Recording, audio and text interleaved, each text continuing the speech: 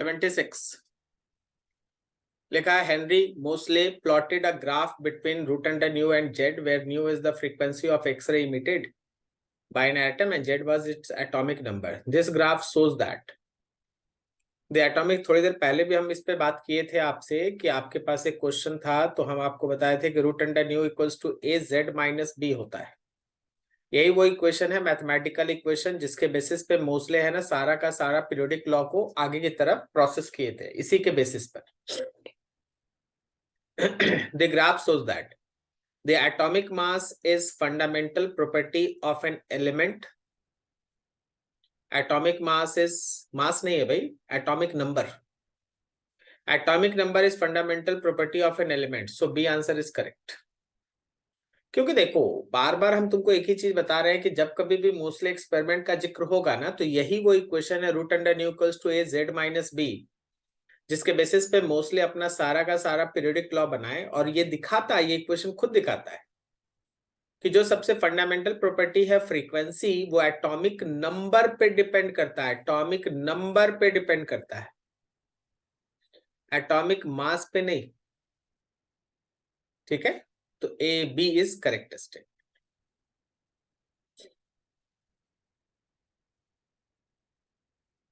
Seven the electronic configuration of X Y Z elements are given. X का electronic configuration, Y का और Z का, तीनों का इलेक्ट्रॉनिक कन्फिगरेशन दिया है। Choose the incorrect statement about these elements. In elements के बारे में इनकरेक्ट चुनना है। लिखा है element x is an alkaline earth metal. Alkaline earth metal कैसे है? यहाँ पे 1 है तो ये अल्कली मेटल है, ये अल्कली मेटल है, अल्कलाइन अर्थ मेटल थोड़ी ना है, तो ए वाला गलत है। Element Z requires less energy to remove an electron than from Y. Element Z required less energy. Less energy होगा कि मोर एनर्जी होगा? सोचो खुद से। यहाँ पे जो हमारे जेड के अंदर पी ऑर्बिटल है वो हाफ फिल्ड है, और अगर ये हाफ फिल्ड है तो it required more energy for the removal of electron, it required more energy for the removal of electron, तो बी भी इनकरेक्ट है। Element Y is a pnicogens. Element Y actually क्या है ना कि वो हैलोजेंस है। एलिमेंट वाई जो है वो हैलोजन है, और हैलोजन को पैनिकोजेंस भी कहते हैं, तो ये वाला तो सही है। तो आपको इनकरेक्ट खोजना था, तो ए और बी दोनों होगा, that is D option is there, A और बी दोनों होगा। ठीक है, incorrect. Pnicogens is the common name for halogens also. 78 consider the following statement, और आपको चुनना है इनकरेक्ट इसमें। Ionization energy is the energy required to remove an electron from an isolated gaseous atom from its ground state। एकदम सही,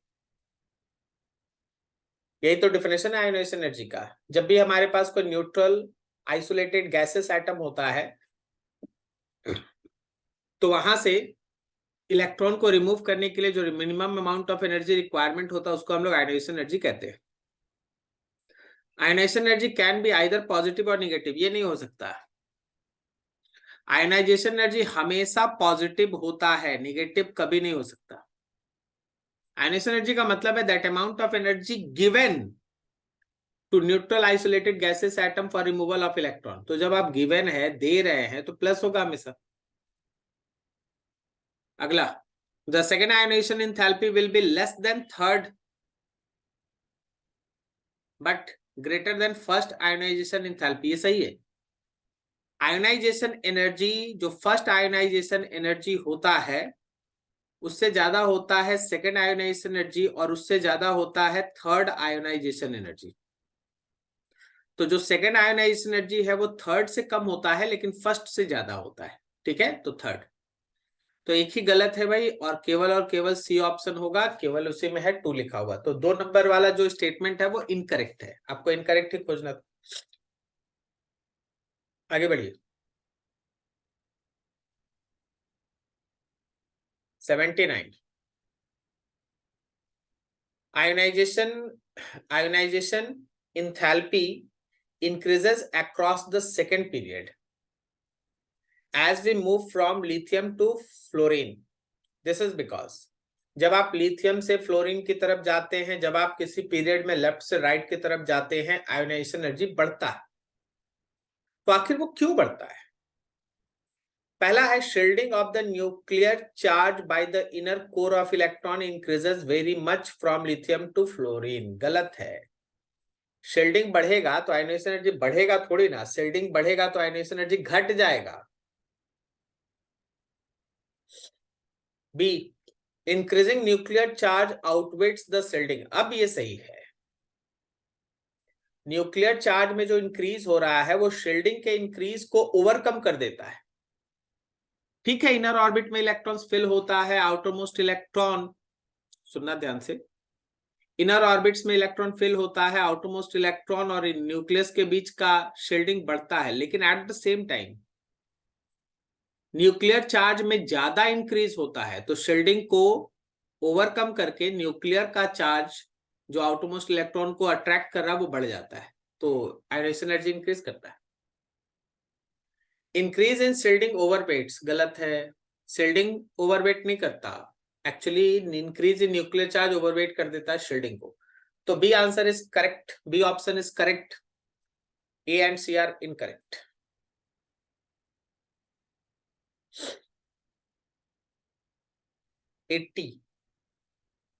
विच of the following statement is are incorrect, इसमें से कौन सा स्टेटमेंट इनकरेक्ट है, तुमको ये बताना है।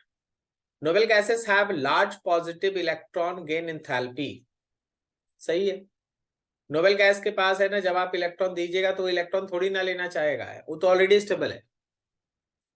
तो अगर आप स्टेबल को इलेक्ट्रॉन दे रहे हैं तो आप खाली वो इलेक्ट्रॉन लेगा नहीं, आपको एनर्जी भी देना पड़ेगा, तभी इलेक्ट्रॉन उसके अंदर इंटर करेगा। तो पहला स्टेटमेंट एकदम करेक्ट है, ध्यान से सुन लेना ये सब। Noble gases have large positive electron gain enthalpy, क्योंकि वो ऑलरेडी स्टेबल है नोबेल गैस, वो इलेक्ट्रॉन नहीं लेना चाहेगा, फिर भी आप बोल रहे हैं कि नहीं हम इलेक्ट्रॉन देंगे। तो भाई इलेक्ट्रॉन तभी इंटर करेगा जब आप उसको एनर्जी से भेजिएगा, एनर्जी दीजिएगा तब इलेक्ट्रॉन इंटर करेगा। तो दीजिएगा आप तो इलेक्ट्रॉन गेन एंथैल्पी होगा पॉजिटिव। आगे लिखा है electron gain enthalpy becomes more negative with increase in atomic number across a period, एकदम सही है। केवल नोबेल गैस को छोड़ दो, लास्ट वाले को छोड़ दो, 18वां ग्रुप छोड़ दो, तो ग्रुप 1 से लेके 17वें 17th ग्रुप तक। एक मिनट,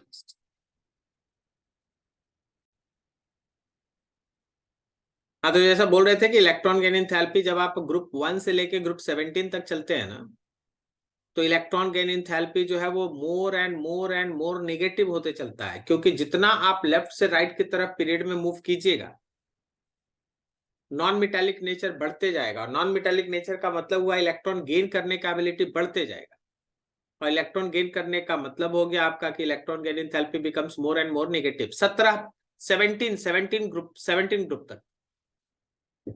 18 में आ जाएगा ये नोबेल गैस, और उसके लिए जो ए ऑप्शन में लिखा उसको देख लीजिए अच्छे से, जो बताया आप।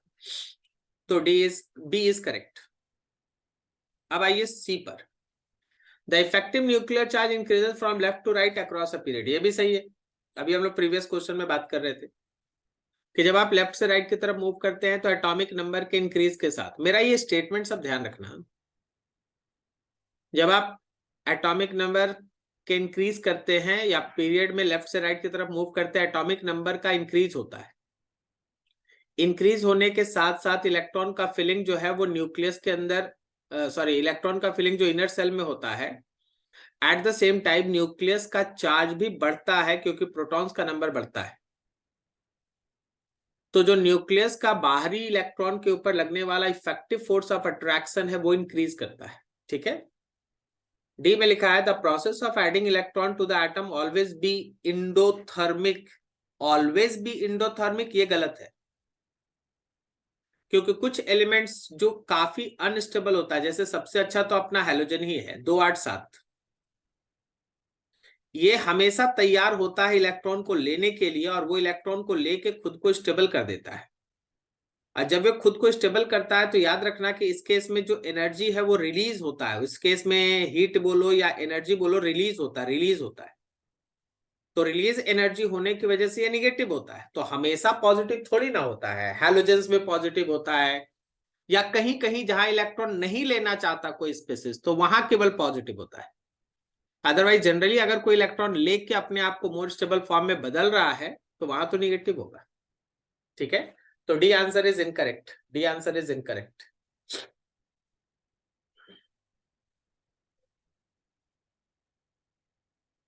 एटी वन, 81 में लिखा है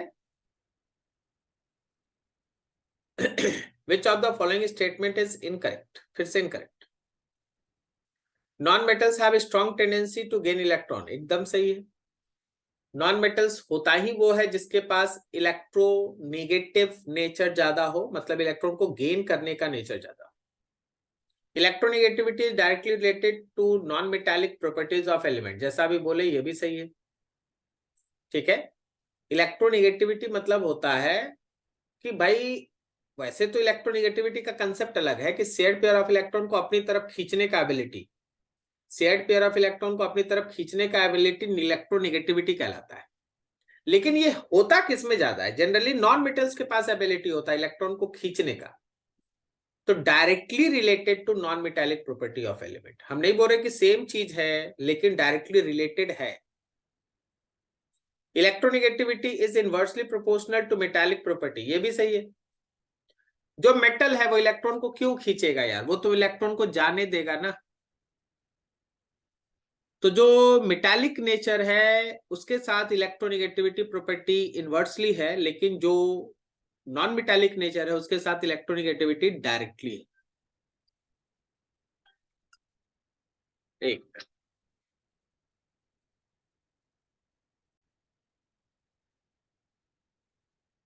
तो देखो डी ऑप्शन है तुम्हारे पास, increase in electronegativity down a group, increase in electronegativity down a group accompanied to by a decrease in non-metallic nature। अच्छा सोचो कि जब हम लोग है ना किसी भी पीरियोडिक टेबल में ऊपर से नीचे की तरफ जाते हैं तो इलेक्ट्रोनेगेटिविटी बढ़ता है या घटता है? ऑब्वियसली घटता है। ठीक है, डिक्रीज करता है।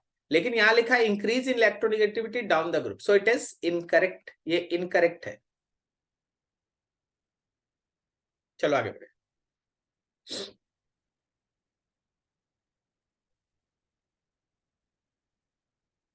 Which of the following statements are correct? Which of the following statements are correct regarding electronegativity?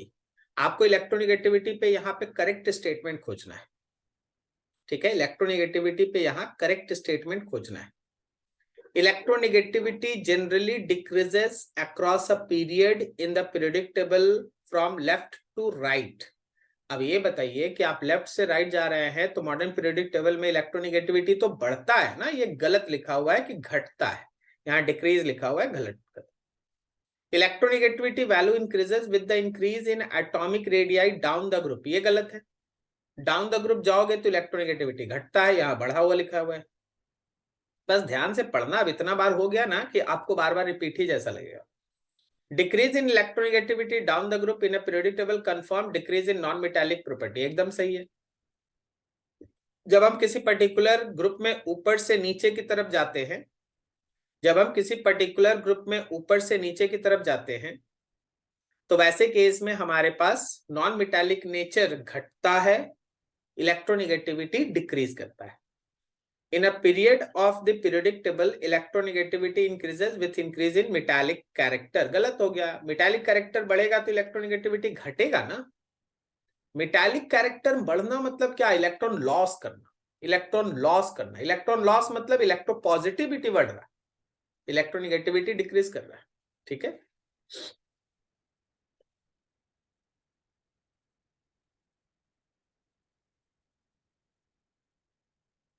Question number 83, consider the following statement consider the following statement, transition elements form a bridge between chemically active metal of S block element and less active element of group 13 and 14। आपको खोजना क्या है इसमें? Incorrect, क्योंकि ये statement तो correct है आपका। transition elements form a bridge between chemically active metals of S block and less active elements of group 13 and 14. तो ये एक ब्रिज की तरह काम करता है, एस ब्लॉक से प्रॉपर्टीज को पी ब्लॉक में ट्रांसफर करता है। ठीक है, आगे second, the chemistry of the early actinoid is less complicated then the corresponding lanthanoid.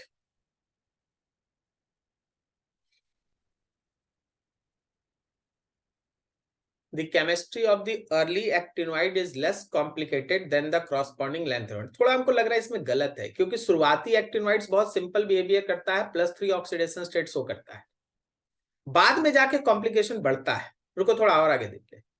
Actinoid elements are radioactive, ये भी सही है।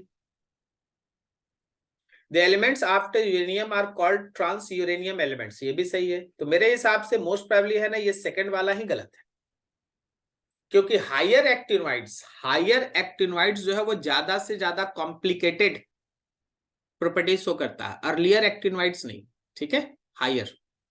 तो देखोगे ना तो केवल बी बी बी, मतलब only 2 is incorrect, 2 he incorrect है। सही, चलो आगे।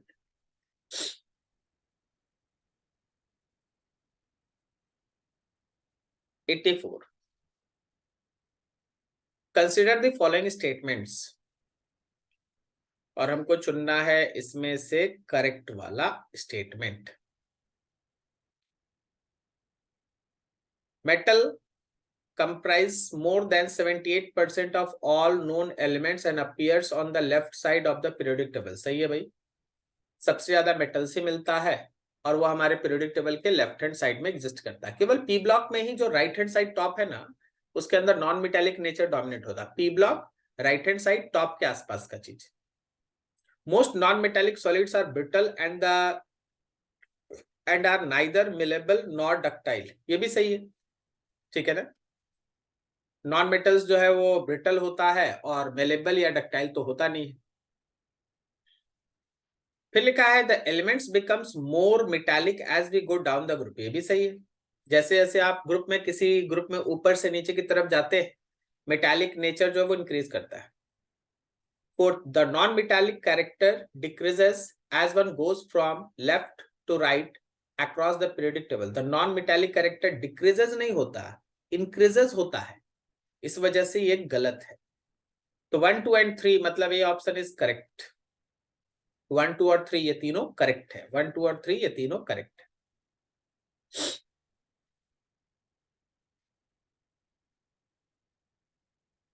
#85 consider the following statements, choose the incorrect.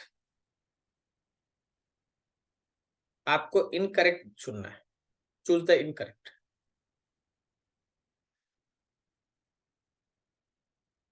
लिखा है non metals are located at the top right hand side of the periodic table. एकदम सही बोले, जैसे अभी हम बोल रहे थे कि जब आप पी ब्लॉक का पढ़ाई करते हैं ना, देखिए जैसे हम एक रफ स्केच आपके सामने बनाते हैं, यहां पे आपको सबसे ज्यादा नॉन मेटल्स मिलता है, और ये ब्रांच सबसे ज्यादा एक्टिव बोलो ना तो यहां पे मेटल्स मिलता है।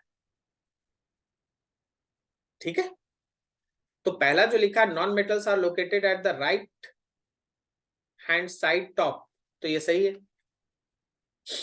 In a horizontal row the property of the element changes from non-metallic character on the left to metallic character on the right। ये गलत हो गया ना, लेफ्ट हैंड साइड में मेटालिक, इधर मेटालिक, ये सब मेटालिक, और राइट हैंड साइड में नॉन मेटालिक।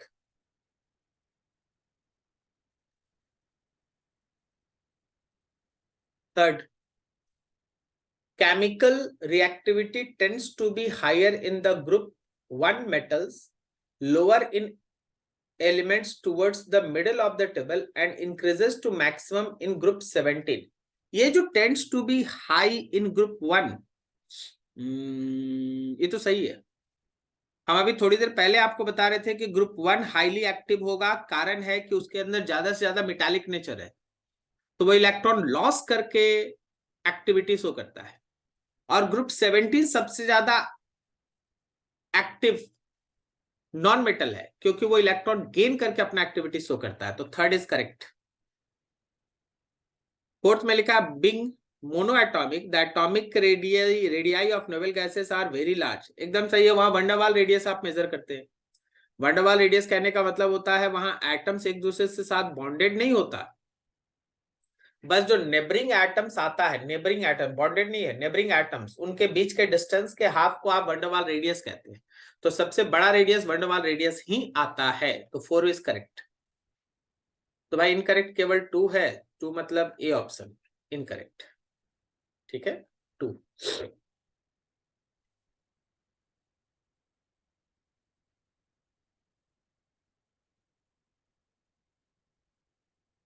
86 86 में कंसिडर द फॉलोइंग स्टेटमेंट और खोजना है incorrect. Only 4।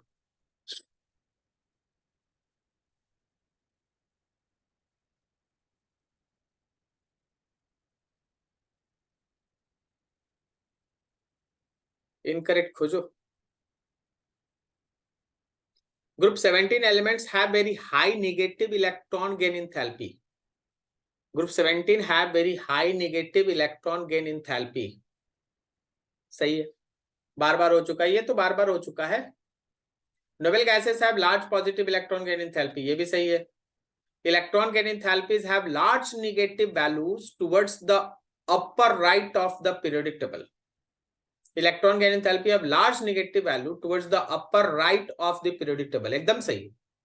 Right hand side में सबसे ऊपर सबसे स्ट्रॉन्ग नॉन मेटल्स है, जैसे जैसे नीचे जाते हो मेटालिक कैरेक्टर बढ़ता है।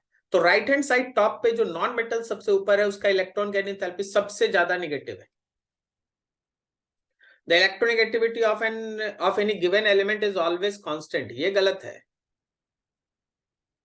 ठीक है, कोई भी एलिमेंट का इलेक्ट्रोनेगेटिविटी कांस्टेंट नहीं है। जैसे कार्बन को ही देखिएगा, तो कार्बन का जब आप sp हाइब्रिडाइज लेंगे और जब आप कार्बन का sp2 हाइब्रिडाइजेशन लेंगे और जब आप कार्बन का ही सब कार्बन है sp3 हाइब्रिडाइजेशन लेंगे, तो इलेक्ट्रोनेगेटिविटी सबसे ज्यादा कार्बन sp हाइब्रिडाइज का आता है, इसका इलेक्ट्रोनेगेटिविटी सबसे ज्यादा। ये केमिकल बॉन्डिंग का पोर्शन है, केमिकल बॉन्डिंग में ये पढ़ते हैं। ठीक है, तो चौथा नंबर इनकरेक्ट है।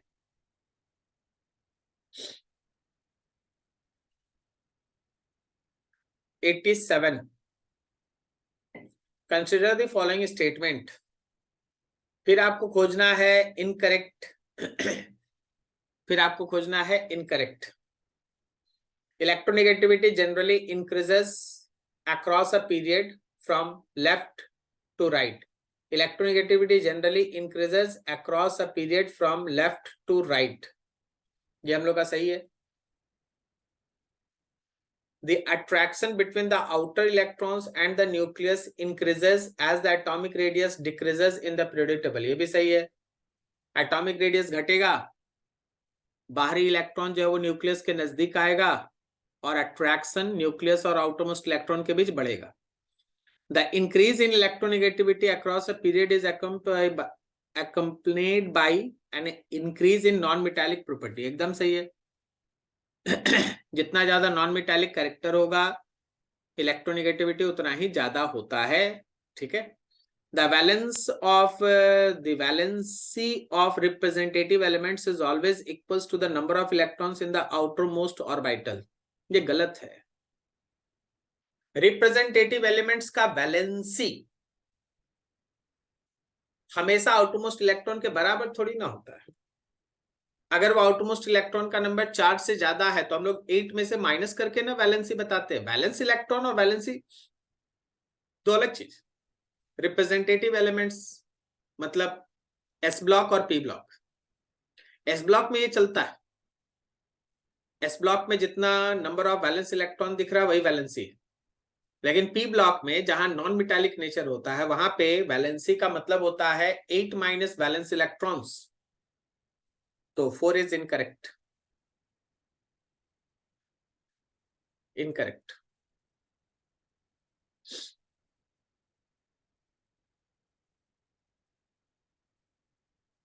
Eighty 88 the maximum chemical reactivity of the element at the extreme left and the extreme right halogen, extreme left metal, extreme right halogen of the periodic table is exhibited. क्यों?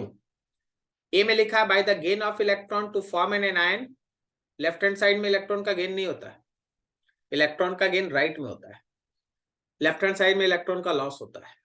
by the loss of electron to form cation and the gain of electron to form anion. एकदम सही B वाला. Periodic table के left वाला element group 1 group 2 ये सब ज्यादा active metals है, इलेक्ट्रॉन लॉस करता है. और पीरियोडिक टेबल के राइट हैंड साइड का एलिमेंट्स हैलोजेंस वो ज्यादा एक्टिव नॉन मेटल्स है, वो इलेक्ट्रॉन को गेन करता है. ठीक है, तो लेफ्ट हैंड साइड में एक्टिव मेटल्स है, loss of electron, right hand side में एक्टिव नॉन मेटल्स है, gain of electron.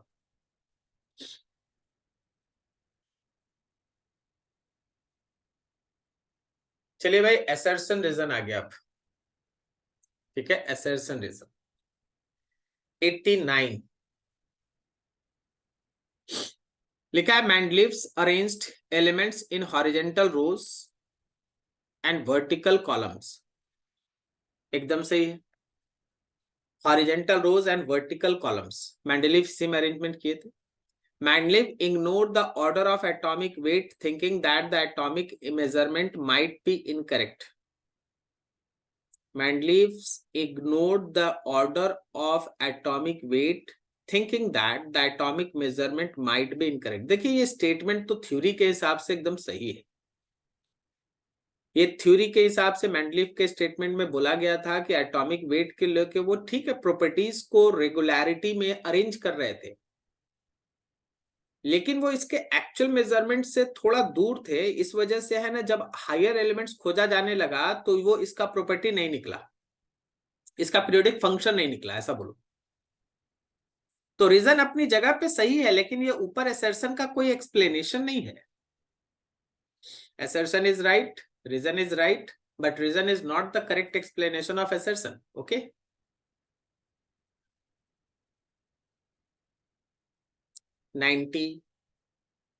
the horizontal rows in the periodic table are called periods or Mendeleev series.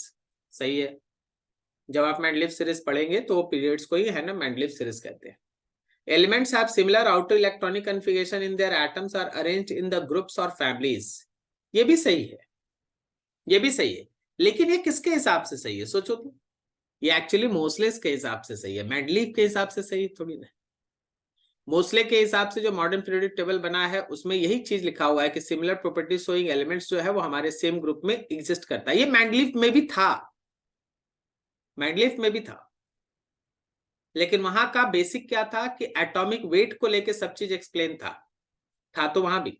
ठीक है, तो assertion is right, reason is right, but reason is not related with assertion. reason जो है वो assertion से किसी तरह से जुड़ा हुआ नहीं है. ठीक है, तो assertion is right, reason is right, and reason is not the correct explanation of assertion.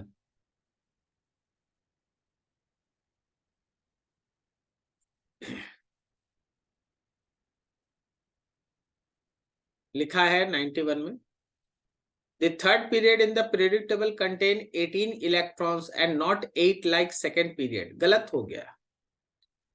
Third period में आपके पास 80 इलेक्ट्रॉन्स है. ठीक है, 3s2 3p6. आप 3d को थर्ड पीरियड में नहीं लेंगे, 3d जो है वो फोर्थ पीरियड का एलिमेंट्स है. ठीक है, तो 8 ही इलेक्ट्रॉन है. assertion is wrong. रीजन है in the third period filling of electron starts from 3s1 and completed at 3p6. reason is right, assertion is wrong, reason is right.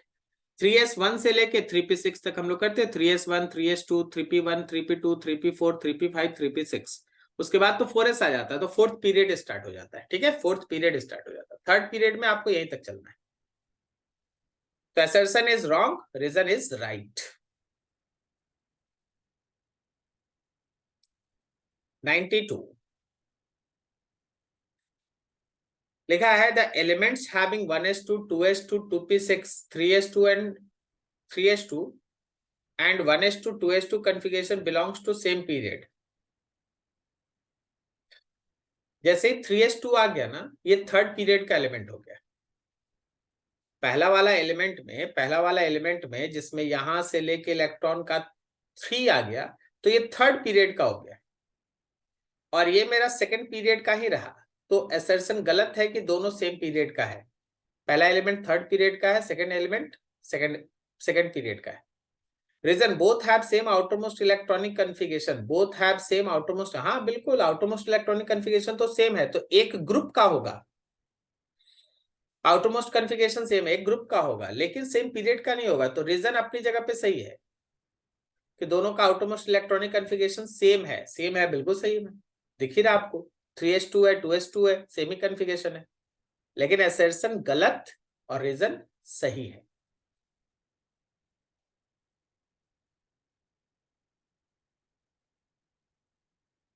(93)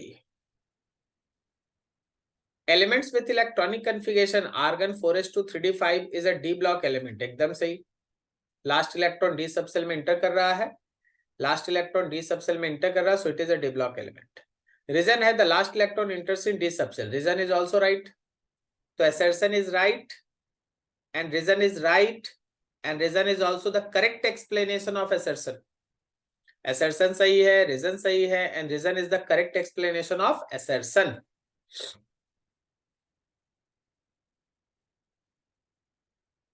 (94) boron has a smaller first ionization enthalpy than beryllium, बहुत बार बात हो चुकी है। Beryllium के अंदर completely filled 2s2 है, लेकिन बोरॉन में 2s2 के बाद 2p1 है, तो 2p1 से इलेक्ट्रॉन निकालना इजियर है, आयनेशन एनर्जी कम होगा। बेरिलियम में 2s2 से इलेक्ट्रॉन निकालना डिफिकल्ट है, उसका आयनेशन एनर्जी ज्यादा है। Reason, 2p electron of boron is more shielded from the nucleus by the inner core of electrons, ये भी सही है। Assertion is right, reason is right, क्योंकि रीजन में लिखा है कि 2p का इलेक्ट्रॉन जो है वो ज्यादा शील्डेड है। अगर 2s में इलेक्ट्रॉन भरा है तो 2p का इलेक्ट्रॉन ज्यादा शील्डेड है, तो इलेक्ट्रॉन के ऊपर न्यूक्लियस का जो अट्रैक्शन है वो कम लगेगा और इलेक्ट्रॉन आसानी से रिमूव हो जाएगा। ठीक है, तो assertion is right, reason is the right explanation of assertion also.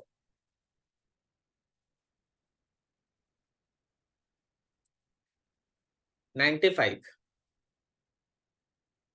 Na plus aluminium 3 plus are isoelectronic but the ionic radii of aluminium 3 plus is smaller than sodium, एकदम सही है। आइसोइलेक्ट्रॉनिक स्पेसिस में जितना ज्यादा पॉजिटिव चार्ज होगा, फिर से isoelectronic spaces उसको कहते हैं जिसमें इलेक्ट्रॉन सेम हो। आइसोइलेक्ट्रॉनिक स्पेसिस में अगर पॉजिटिव चार्ज ज्यादा ज्यादा ज्यादा है तो साइज छोटा छोटा छोटा है, निगेटिव चार्ज ज्यादा ज्यादा ज्यादा है तो साइज बड़ा बड़ा बड़ा है। ठीक है, तो पहला सही है।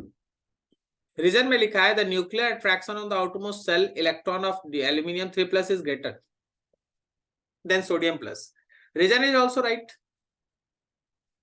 ज्यादा प्लस हो जाने से, आइसोइलेक्ट्रॉनिक स्पेसिस में ज्यादा प्लस हो जाने से क्या होता है, ऐसा कि साइज हो जाता है छोटा।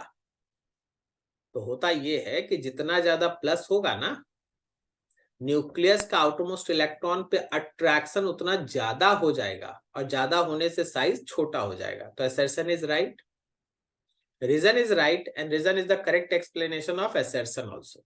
ठीक है, 96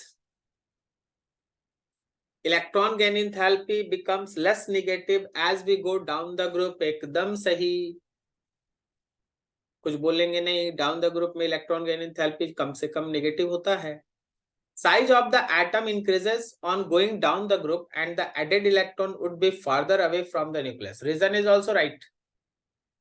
जैसे जैसे आप किसी ग्रुप में ऊपर से नीचे जाते हैं साइज बढ़ता है, और साइज बढ़ने से इलेक्ट्रॉन का एडिशन जो है वो उतना ज्यादा नहीं होना चाहता जितना कि हैलोजन सब में होता है।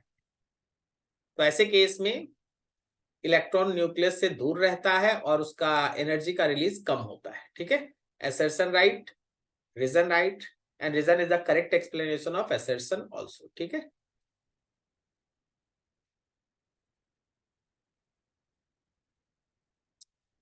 चलिए ये आ गया आपका मैच द कॉलम, ठीक है। 97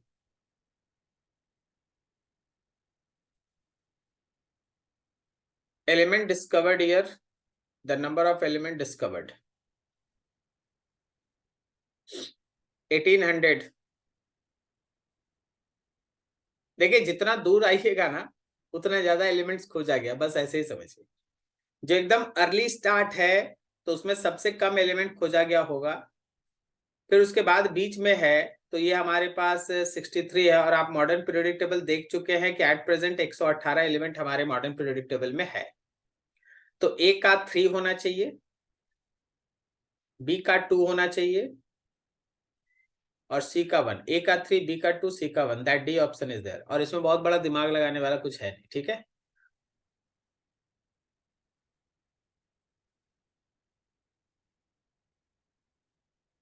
$98। Match the column 1 and column 2 and choose the correct option using the code given. 109 un nil in, 112 un by, 115 unpent, ठीक है। 118 unoct, मिला लो भाई। 109 un nil in eum, ए का 2 हो गया। 112 un by eum, 1 हो गया। unpent eum, 3 हो गया। oct eum, 4 हो गया। तो ए का 2, बी का 1, सी का 3, डी का 4, that B option is there.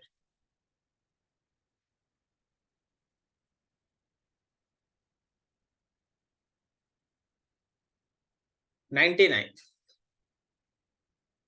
Nine में लिखा है कॉलम 1 और कॉलम 2 को मैच करना है। Number of periods, first period, number of elements. तो फर्स्ट पीरियड में 2 एलिमेंट होता है तो 2 नंबर होगा। थर्ड पीरियड में हम लोग के पास 8 एलिमेंट होता है तो 3 नंबर होगा। लैंथेनोइड्स के अंदर 14 एलिमेंट्स होता है तो 1 होगा। अब एक्टिनोइड में हमको समझ में नहीं आ रहा, यहाँ कि 4 लिखा हुआ है कि 14 लिखा हुआ, वहां मिसरीड है। वैसे एक्टिनोइड में भी 14 एलिमेंट होता है तो चलो हम लोग 1 ही मानते हैं, क्योंकि हमको दिख रहा है कि बी ऑप्शन में 1 1 करके 2 बार दिया हुआ है।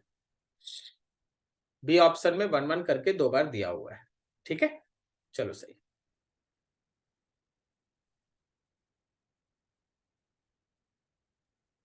100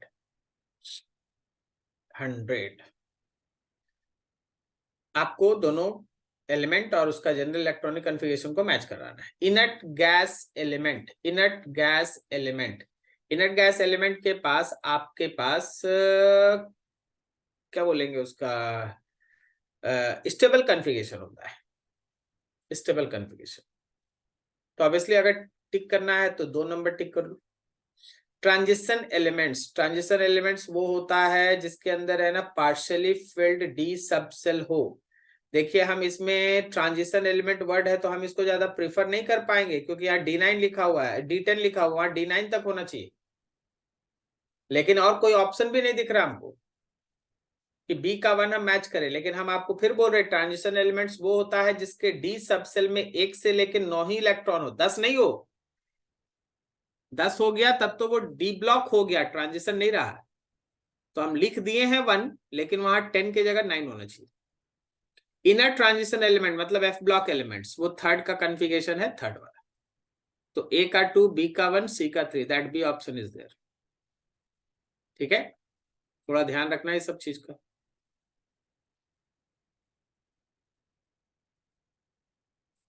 101 लिखा है 3D सीरीज। 3D सीरीज हमको लगता है कि सबका स्टार्टिंग एलिमेंट लिखा हुआ है कि लास्ट एलिमेंट लिखा हुआ है।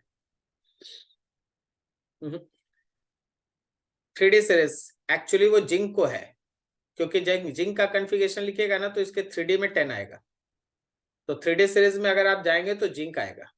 4D सीरीज में ये YTTM आएगा, 4D सीरीज में ये YTTM आएगा, ठीक है। 4F सीरीज में आपका सीरियम आएगा 1, सीरियम से ही स्टार्ट होता है, सीरियम से लेकर ल्यूटिटियम तक। और 5F सीरीज जिसको आप एक्टिनोइड्स कहते हैं, उसमें एक्टिनियम आएगा 2 नंबर। तो ये बस आपके पीरियोडिक टेबल के नॉलेज के बेसिस पे है, आप कितना एलिमेंट्स याद करके बैठे हैं और कितना गहराई से आप सीरीज को देख रहे हैं। तो 3D सीरीज एलिमेंट्स में जिंक आ गया, 4D सीरीज एलिमेंट्स में वाइट्रीडियम आ गया, 4F के अंदर सीरियम है और 5F के अंदर एक्टिनियम है। ए का 3, बी का 4, सी का 1, डी का 2, कौन सा? डी आंसर, डी आंसर होगा, ठीक है। चलो और आगे।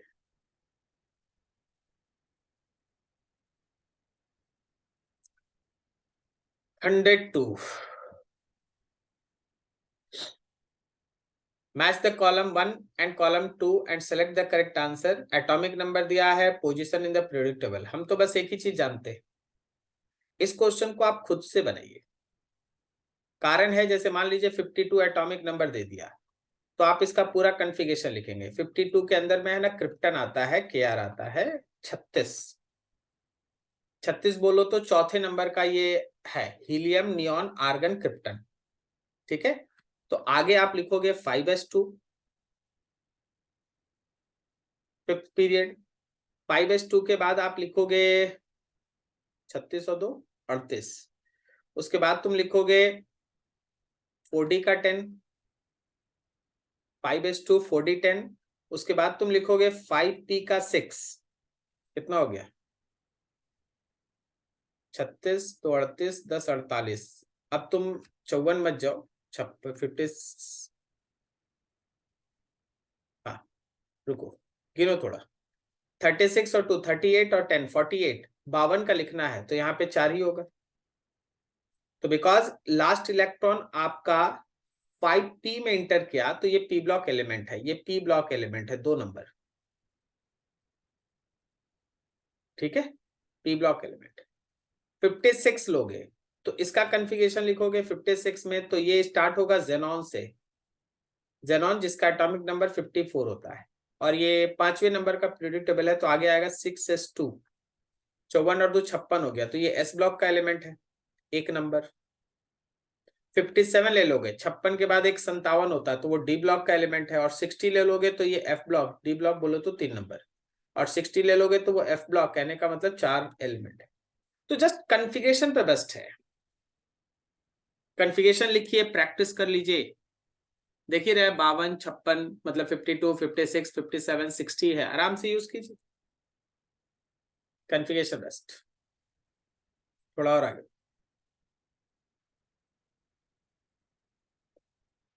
103, 103 में लिखा है, match the column 1 match the column 2 answer.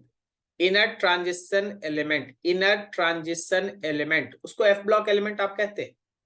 Inner transition element को हम लोग एफ ब्लॉक एलिमेंट्स कहते हैं। S and P block elements, इसको हम लोग रिप्रेजेंटेटिव एलिमेंट्स कहते हैं। एस ब्लॉक और पी ब्लॉक एलिमेंट को कलेक्टिवली हम लोग रिप्रेजेंटेटिव एलिमेंट्स कहते हैं। Elements of third period is called typical elements. कारण क्या है कि उनके पास कुछ ऐसा बिहेवियर होता है जो उस पूरे पीरियड को है ना, सॉरी पूरे ग्रुप को अच्छे से डिफाइन करे, ठीक है। तो इनर ट्रांजिशन एलिमेंट मतलब F block element. S and P block elements को कलेक्टिवली हम लोग रिप्रेजेंटेटिव एलिमेंट्स कहते हैं, और एलिमेंट्स ऑफ थर्ड पीरियड वो टिपिकल एलिमेंट्स कहलाता है, ठीक है। कौन सा ऑप्शन होगा भाई? ए का 2, बी का 1, सी का 3, that B option is there.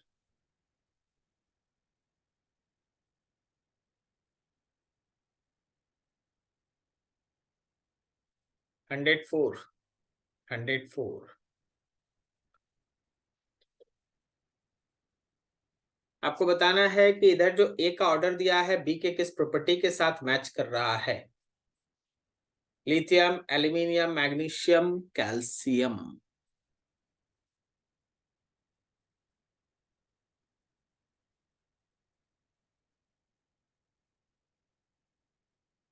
Obviously iso electronic तो है नहीं, तो लिथियम से बड़ा साइज तो एल्यूमिनियम मैग्नीशियम का होगा ही, और एल्यूमिनियम मैग्नीशियम आइसोइलेक्ट्रॉनिक है तो एल्यूमिनियम का। चलो ठीक है, साइज को दिखा रहा है, ये 2 नंबर को दिखा रहा है, आयनिक रेडियस को दिखा रहा है, थोड़ा ध्यान से। ठीक है, पोटेशियम K+, उसमें इलेक्ट्रॉन का फिलिंग हो रहा है 3p में। मैग्नीशियम और एल्यूमिनियम इन सब में इलेक्ट्रॉन का फिलिंग हो रहा है 2p या 2s में, सॉरी 3p 3s में। और उसके बाद है फिर लिथियम प्लस, उसमें तो इलेक्ट्रॉन का फिलिंग 1s2 है ना, 1s2। ठीक है, तो 2 number atomic radius.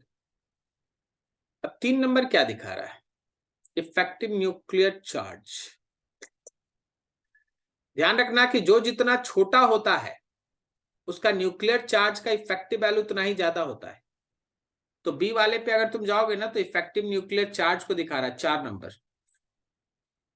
Effective nuclear, lithium सबसे छोटा है, न्यूक्लियस का आउटरमोस्ट इलेक्ट्रॉन पे लगने वाला फोर्स ऑफ इंटरेक्शन सबसे ज्यादा होगा क्योंकि वो इलेक्ट्रॉन न्यूक्लियस के सबसे नजदीक होगा। लिथियम का स्मॉल साइज। पोटेशियम का साइज सबसे बड़ा है तो न्यूक्लियस का आउटरमोस्ट इलेक्ट्रॉन पे लगने वाला फोर्स ऑफ इंटरेक्शन सबसे कम होगा, तो इफेक्टिव न्यूक्लियर चार्ज को दिखा रहा है। ClFbRI, Cl बड़ा, मेरे हिसाब से ये इलेक्ट्रोनिगेटिव इलेक्ट्रॉन एफिनिटी को दिखा रहा है। आपको याद होगा क्लोरीन और फ्लोरीन में एक एक्सेप्शन एग्जिस्ट करता है, इस वजह से क्लोरीन का इलेक्ट्रॉन एफिनिटी फ्लोरीन से ज्यादा है। रीजन भी आपको बताया गया है, फ्लोरीन के स्मॉल साइज होने की वजह से उस पे निगेटिव चार्ज डेंसिटी ज्यादा होता है और उस केस में इलेक्ट्रॉन का एडिशन फ्लोरीन में थोड़ा मुश्किल होता है। फिर उसके बाद बताया गया कि fluorine, chlorine, bromine, iodine, D वाला वो इलेक्ट्रोनिगेटिविटी को दिखा रहा है। इलेक्ट्रोनिगेटिविटी को सबसे ज्यादा इलेक्ट्रोनिगेटिव एलिमेंट कौन, फ्लोरीन। सबसे ज्यादा इलेक्ट्रोनिगेटिविटी किसका, फ्लोरीन का, लेकिन सबसे ज्यादा इलेक्ट्रॉन एफिनिटी किसका, क्लोरीन का। कारण दिमाग दौड़ाइए, बहुत बार सुन चुके हैं, खुद से सोचिए। तो ए का 2, बी का 4, सी का 1, डी का 3, that B option is there.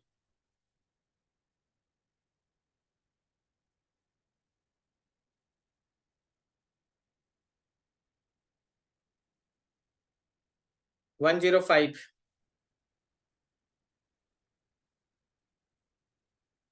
Match the column 1 with column 2 and select the correct answer using given codes. Fluorine maximum electronegativity, बिल्कुल सही, 2 number. Chlorine maximum electron affinity, एकदम सही। Bromine exist as Br2 in liquid state, bromine liquid होता है, सही है। और IX2 sublimation, sublimate on heating, ये भी सही है, 4।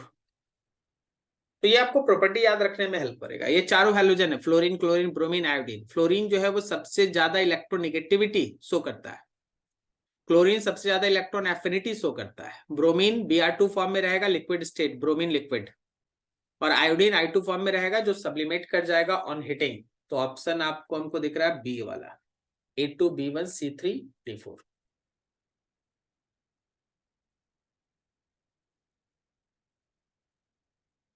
हंड्रेड सिक्स समझिए। Match the column 1 and column 2 and select the correct answer using given code.